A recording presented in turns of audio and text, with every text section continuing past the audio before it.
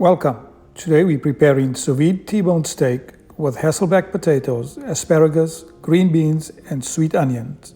Let's get started.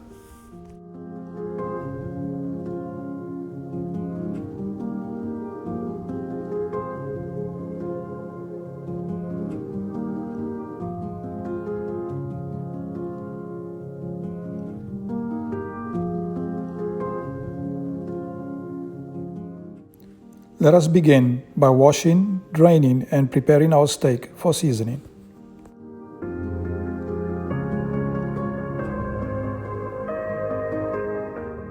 Add some smoked paprika and black pepper.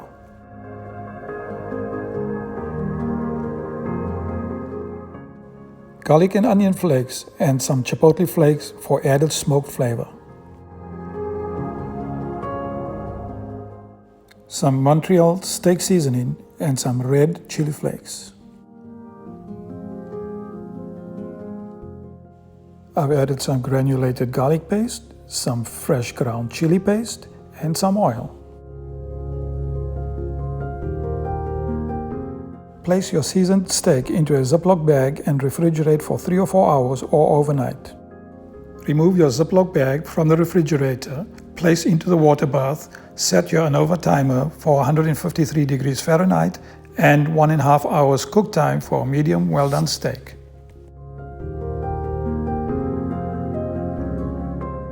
While my steak is still cooking, I'm going to be preparing some Hasselback potatoes, some asparagus, some green beans, and some sweet onions for my fixings.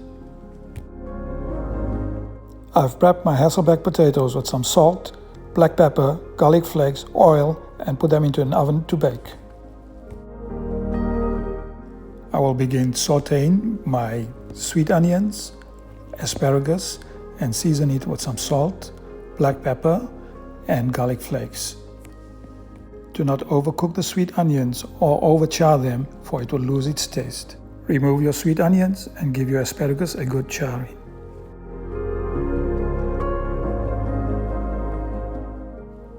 By now, your sous vide steak is ready. Remove from the bag carefully, place onto a rack, and let it rest for 15 minutes before beginning to sear. Prepare your grill with some canola oil or vegetable oil which has a high smoke point. Ensure that your grill is nice and hot and that there is enough ventilation. Now that your grill is nice and hot, add your steaks to the grill to begin the searing process.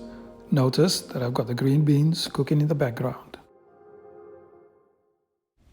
Begin the searing process to get those beautiful sear marks. Sear for at least 8 minutes on each side before turning over, depending on the thickness of your steak. Notice your T-bone steak has 2 parts to it. The thicker, which is the strip steak, which is thicker and will take longer to cook. The smaller part, which is the filet mignon part, which is thinner and will take a shorter period to cook. Who wants to eat a burnt steak? Keeping an eye on my steak. I will watch for the filet mignon part until it's cooked, and I will cut and remove it.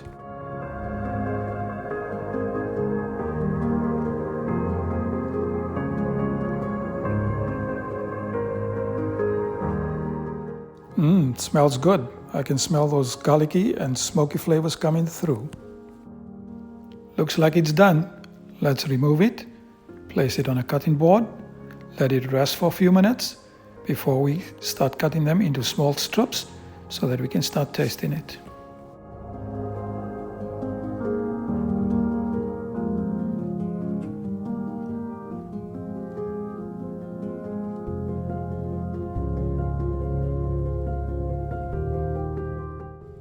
There you go, some medium well-done steaks.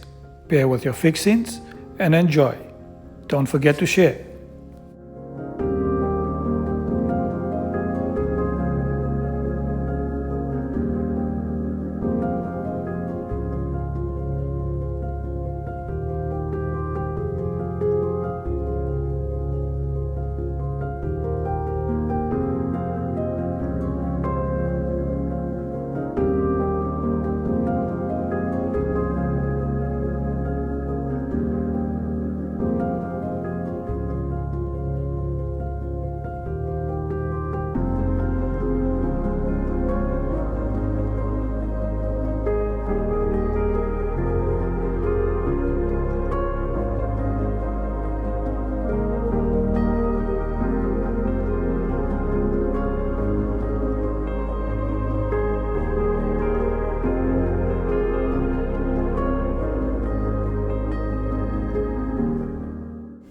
Please like and subscribe to my channel, and don't forget to hit that bell button. Peace and stay safe.